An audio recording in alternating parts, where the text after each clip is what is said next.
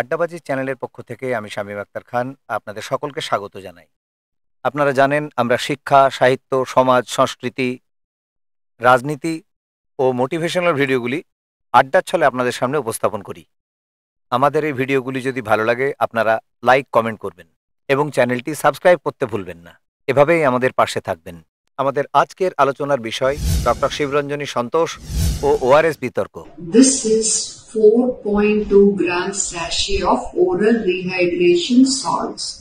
আপনারা নিশ্চয়ই জানেন দীর্ঘ ৮ বছর ধরে অদম্য সাহস, দায়বদ্ধতা ও মানবিকতার চরম নিদর্শন দেখিয়েছেন ডক্টর শিবরঞ্জনী সন্তোষ। হায়দ্রাবাদ শহরের এক প্রখ্যাত শিশু চিকিৎসক তিনি। পুদুচেরির Jawaharlal institute of medical research centre থেকে তিনি এমবিবিএস করেন। চিকিৎসার সাথে শিশুদের স্বাস্থ্য সচেতনতা নিয়ে নিরলস কাজ করে চলেছেন।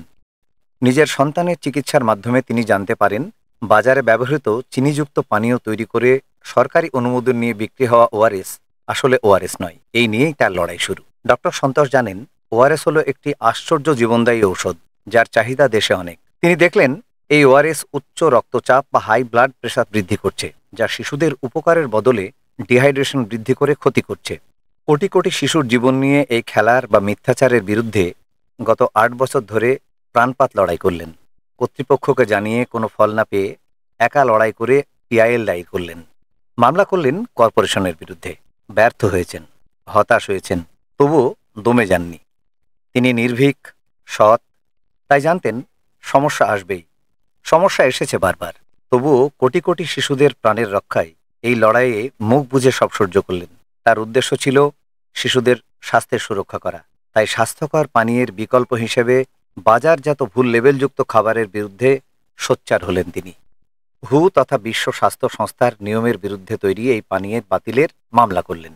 তার প্রতিবাদ ও লড়াইয়ের ফলে ভারতবর্ষের খাদ্য নিয়ন্ত্রক সংস্থা ফ্যাসাই সম্প্রতি নির্দেশিকা জারি করে জানিয়েছে যে হুয়ের সুপারিশকৃত ফর্মুলা ছাড়া কোনো সংস্থা এই ধরনের পানীয়তে ওআরএস নামটি ব্যবহার করতে পারবে না। ডক্টর সন্তোষ একজন সাধারণ চিকিৎসক হয়ে যে লড়াই করলেন তাকে কুর্নিশ।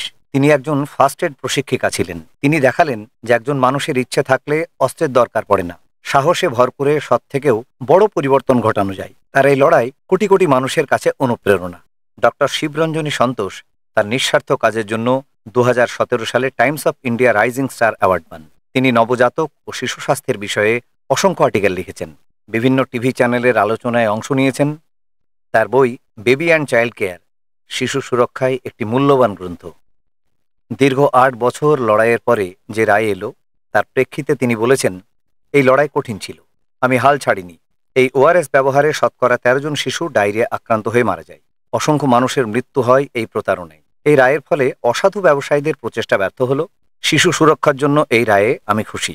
এভাবে তিনি আগামীর শিশুদের সুরক্ষায় পথ দেখালেন। Newspaper reported the 1410 order that wasn't clear, and it said ORS can be used, but they've given a clarification today and we have won it.